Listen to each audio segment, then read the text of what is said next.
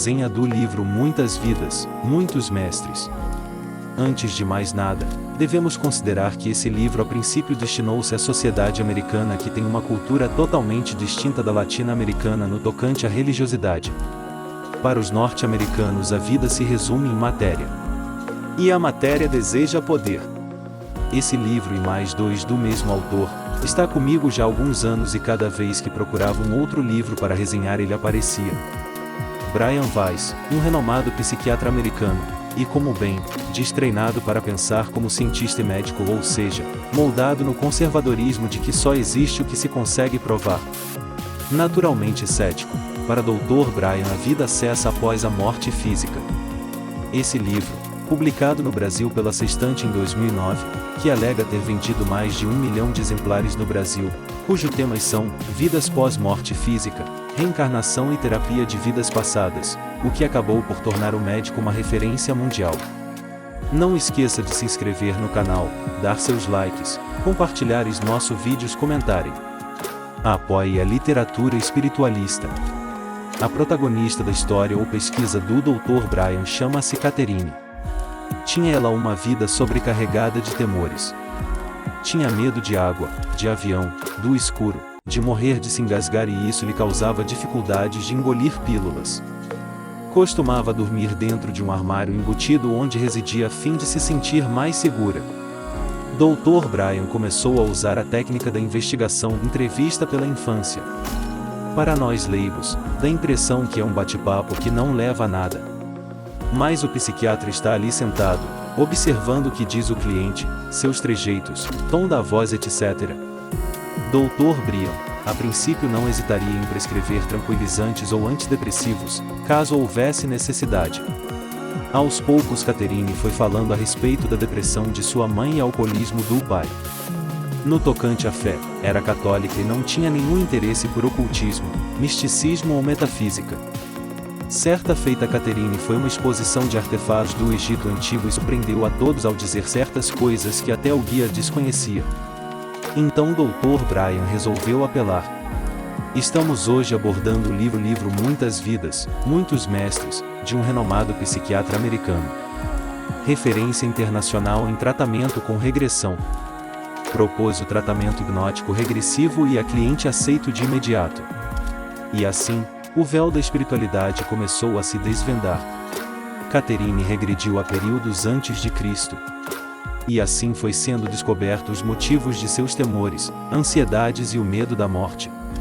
Dr. Brian começou então a revisar todos os diagnósticos psiquiátricos na tentativa de explicar o que estava acontecendo com a doce e bela Catherine.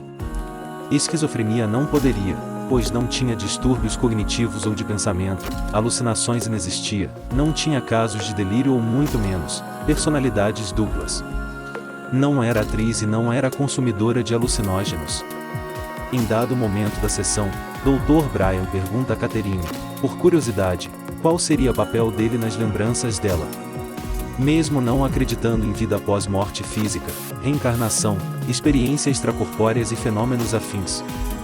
Dr. Brian continuou seu tratamento com Catherine até que um dia ela comentou sobre o filho que ele havia perdido com 23 dias de vida e da morte do pai.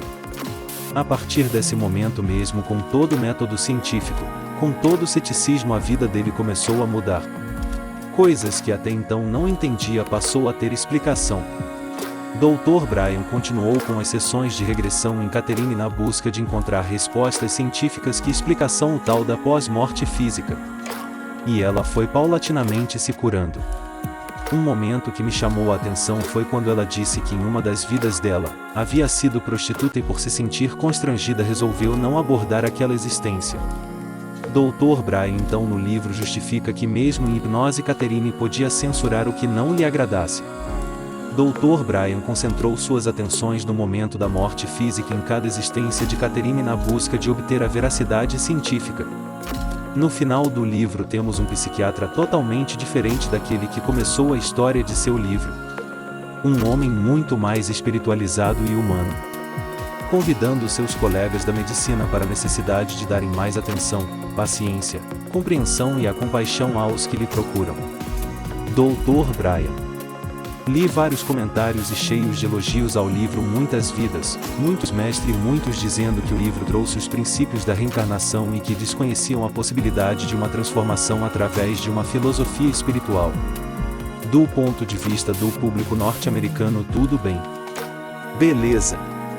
Mas aqui no Brasil, terra de Bezerra de Menezes, Hélio Fernandino de Moraes, o fundador da Umbanda, Rubens Saraceni, Chico Xavier, Divaldo Pereira Franco, Raul Teixeira, Hilde Luiz Gasparetto, uma pessoa dizer que desconhecia assunto desse livro me parece fantasioso.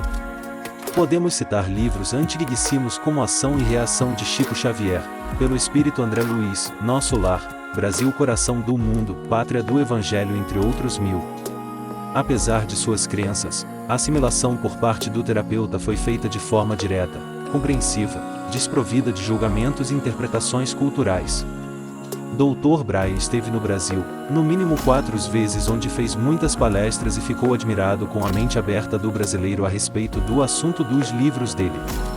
Terminamos dizendo que parte do assunto desse livro, que vendeu mais de 2 milhões de exemplares pelo mundo, também pode ser encontrado no livro Andarilhos das Estrelas e no filme Minha Vida em Outras Vidas. Finalizando, a ciência sem a religião é manca. A religião sem a ciência é cega, Albert Einstein. A ciência sem fé é loucura, e a fé sem a ciência é fanatismo, Lutero.